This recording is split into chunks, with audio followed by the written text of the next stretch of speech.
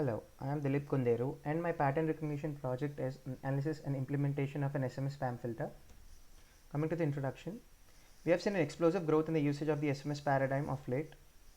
Advertising is one of the main forms of spam when it comes to SMS. Also, there is a lot of nefarious activities that go on like fraud, etc. Also, there is a higher risk than when compared to the email paradigm because most of the time each individual is tethered to one phone number compared to him or her having multiple email accounts. Following this point, though the spam volume is higher in the email paradigm, targeted spamming happens a lot more in the SMS paradigm and thus leaving the user more vulnerable. Also, the quality of databases that are currently available for developing and training machine learning algorithms is very limited when it comes to SMS.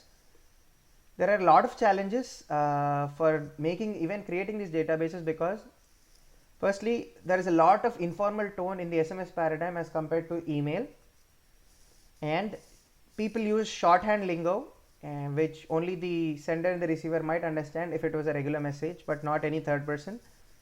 Secondly, exotic words are used quite a lot, again coming from the point previously mentioned. Also, generally we see a lack of context, especially when you compare it to an email, because the limit of 160 to 180 characters is present on the string that is sent as a message most of the times, and we just generally converse in short messages, and so there is a lot of context which is not communicated. And communication with the English alphabet is done, but the language of communication is different, could be different, could be could be Afrikaans, could be Hindi, so that's another challenge. And lack of synchronous and effective security protocols in the SMS paradigm is one of the biggest challenges, because web-based services like WhatsApp may be secure, but communication between a smartphone and regular phone, those really cannot be mapped or recorded properly. Also, one of the biggest contrasts when it comes to email and SMS paradigms is SMS tends to be peer-to-peer most of the time, while email is almost always server based. Thus, even if we do create effective classifiers, specialized classifiers for SMS, utilizing them to their full extent would be a big challenge. Coming to the dataset, I have used the public dataset from the UCI machine learning repository, and here is the composition of the dataset. Like 65% of the messages are in English, rest in other languages.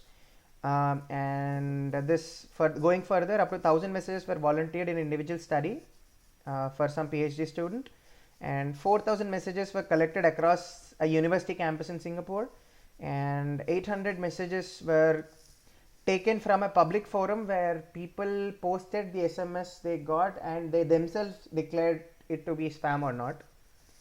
And yes, so this actually shows the sort of distribution. The table one actually shows what kind of what kind of message was tagged as spam and what kind of message is ham. And of course, the table 2 actually shows the test strings that we would apply to deduce whether the string is a spam or a ham. And coming to the pre-processing stage, 67% of the training corpus is used for training, and 33% is added on for the testing purpose. And a subset is actually used compared to the full data set because of the presence of duplicates. And yeah, the total dataset is used in a step where we get a text file with the tags appended to the end of the SMS strings. And so my aim was just to classify it to pre-process it to a CSV-esque format for better vectoring.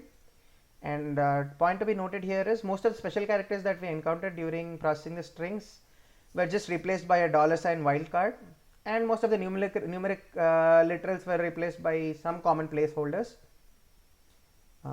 just to make the vectoring easier and faster. Coming to the feature extraction, distinction was made primarily via character frequencies. So there were up to 1500 features that we could deduce, and even to come down to that number, I actually had to do the distinction. Like if the count crosses 500, we could consider it to be noise because of its repeated presence in the strings. And if the count goes below 5, the word could as well be a very outlier, could have been a very unique word that really would not mean much in a general context. And these decisions have stemmed out from the graphs after the analysis of the classifiers that we initially ran on different data sets. For example, maybe on email dataset or something like that. And so 3 specific gestures were also kept in note, like the dollar symbol count and the count of the numeric literals and the string length. And we use and the KV algorithm was used at this juncture.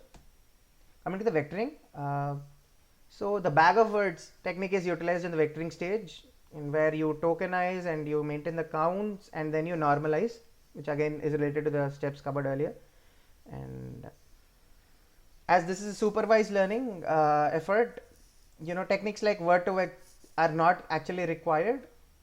And also 2 other points to be noted are word stemming was not done, so the synonyms of any word, all of that processing was not considered, just to make things simpler.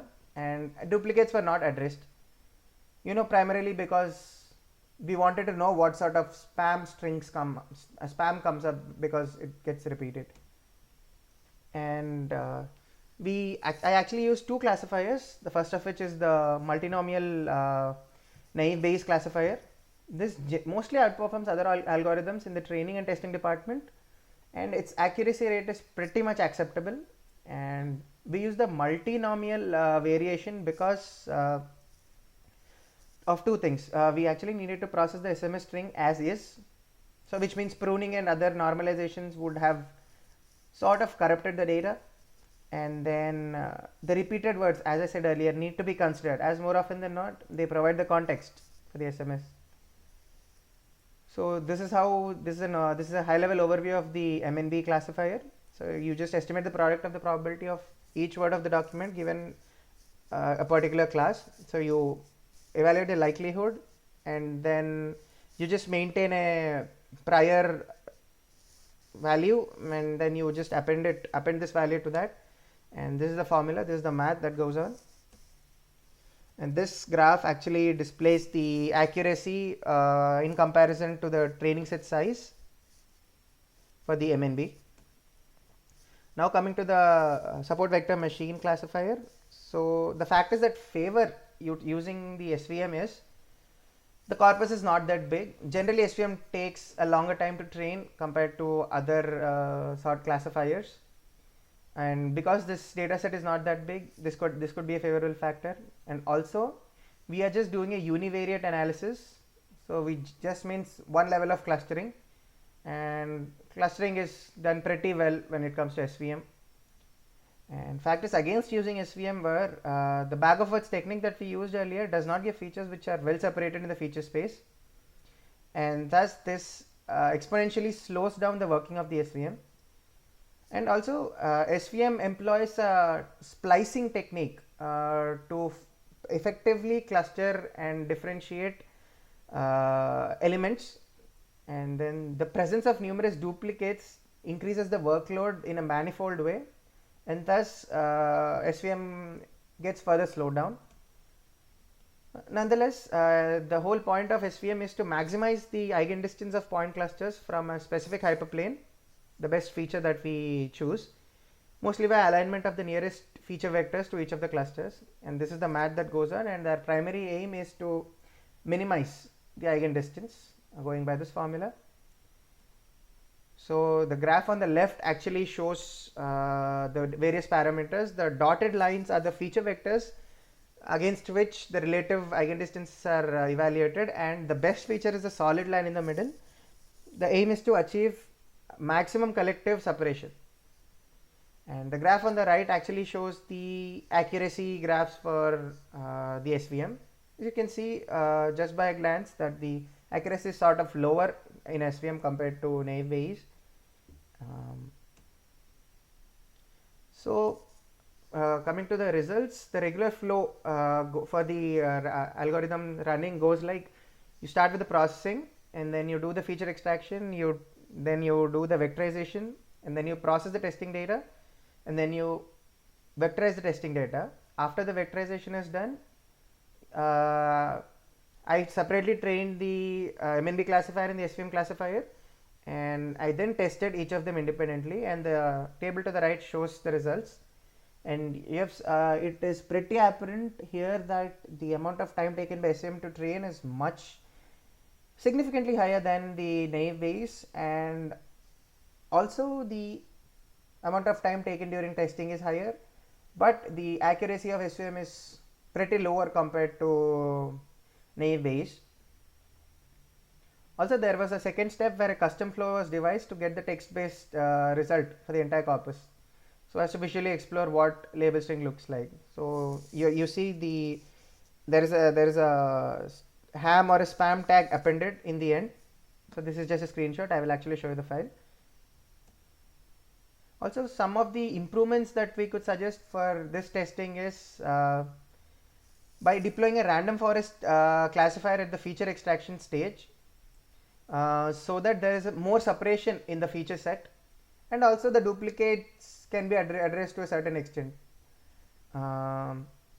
And also techniques like adaptive boosting would further drive the accuracy up, as adaptive boosting eventually starts building up a context for the dataset, and thus there could be better classification. And now coming to the demo.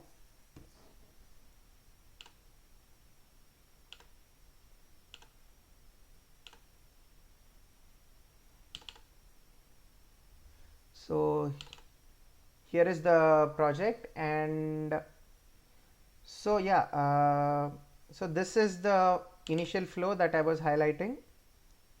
So then you just process the training data and then extract the features, and the steps are as follows.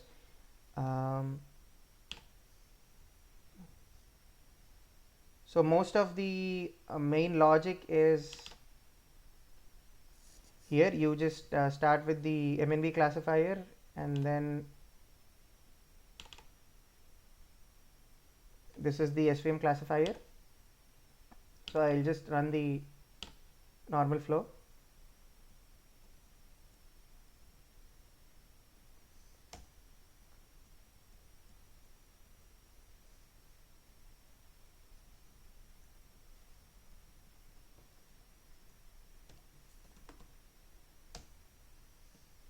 As you can see, right now it's processing the training data.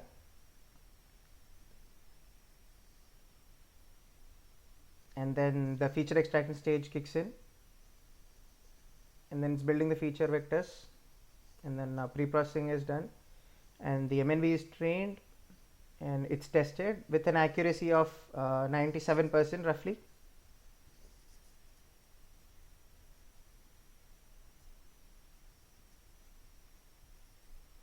And now the SVM is being trained, and it's pretty apparent it's taking much more time compared to the MNB.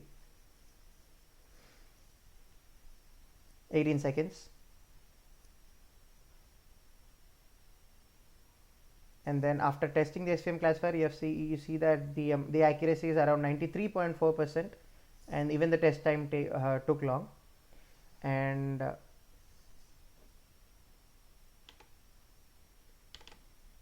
so this is the custom flow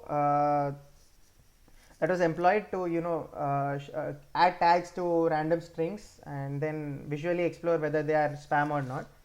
And I'll just run this.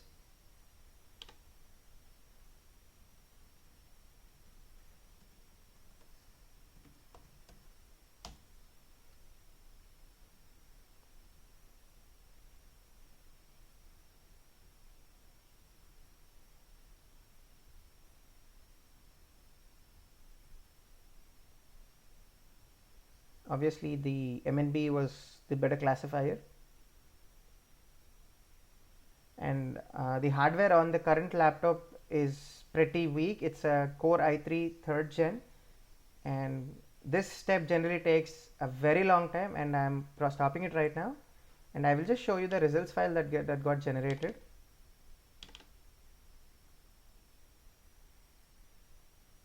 And so as you can see, the tags that are here. So most of them, it's a this is a ham, and then maybe I'll just show you a string which is a spam.